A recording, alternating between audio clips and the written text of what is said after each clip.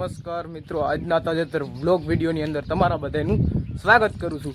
પડી ગયું છે મસ્ત મજાનું સવાર અને આપણે આવી ગયા છે સીધા જ મેળી ઉપર। અત્યારનું વાતાવરણ તમે જુઓ, હવે તો કાયમી માટે આવું જ વાતાવરણ રહે, વાદળ છાયું જ, કારણ કે વરસાદની આગાહી ને એવું છે બધું, એટલે આવું જ વાતાવરણ રહેશે। હું અહીંયા પોપટ બેઠા હું અત્યારના પોરમાં જેવો એવું વાતાવરણ થઈ ગયું। હવે તો ચોમાસું નજીક આવે છે એટલે કાયમીને માટે આપણે આવું જ વાતાવરણ રહેવાનું છે ભાઈ। હાલો હવે આપણે લુગડા તો બદલાવી નાખાશે, હવે નીકળવાનું રહેશે વાડીએ। જો અહીંયા બુલબુલ જેવા બે બેઠા રઘવા ઉપર।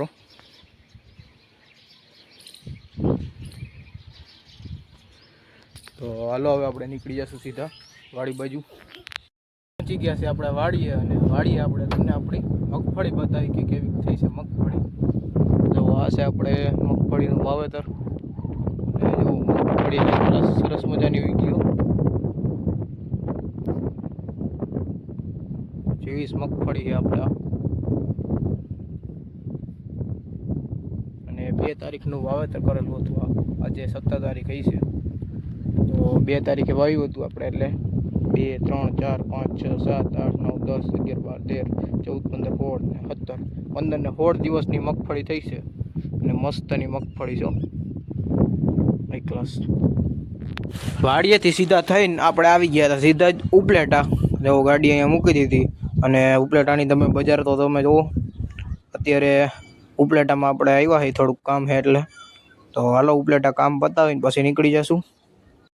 ઉપલેટાથી આપણે કામ પતાવીને આપણે સીધા જ આવી ગયા હતા વાડીએ, અને વાડીએ તમે જુઓ આપણે આ 1-2 છે સા, એમાં ખાલી પાણી આવે એ હમણાં પીવાઈ જ ગયું, એટલે બાકી ઓલી બાજુથી બધું પાઈ દીધું છે, અને અડધું વવાઈ ગયું છે, અને આજે કોરવણ પણ બધું પીવાઈ ગયું છે અત્યારે બપોરે।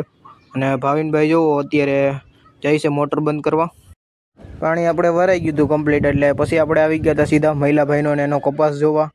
આ બાજુ જો અહીંયા કપાસનું વાવેતર કરેલું છે, અને ઓલી બાજુ કપાસનું વાવેતર કરેલું છે, અને અત્યારે જો મહિલાભાઈ છે એ પાણી વારવાનું કામ કરે છે। પહેલાં આની અંદર મહિલાભાઈ 2 ભાઈઓએ થઈને કપાસ નેદી નાખ્યો, અને અત્યારે પાણી વારવાનું કામ કરે છે જો।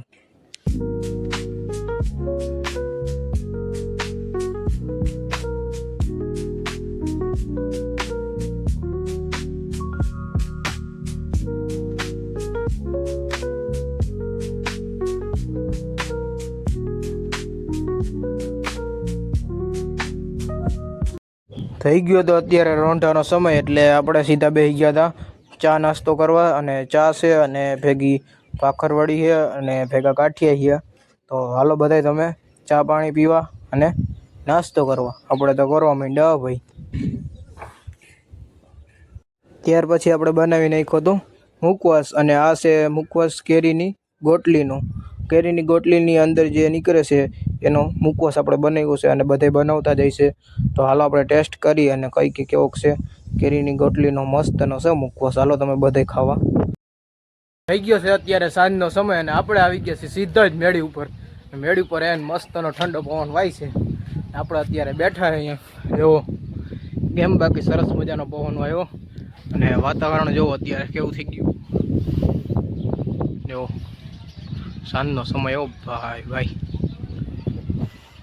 સુરત દાદા આપણે ક્યારના હાથમી ગયા છે, આજે આપણે થોડુંક મોડું થઈ ગયું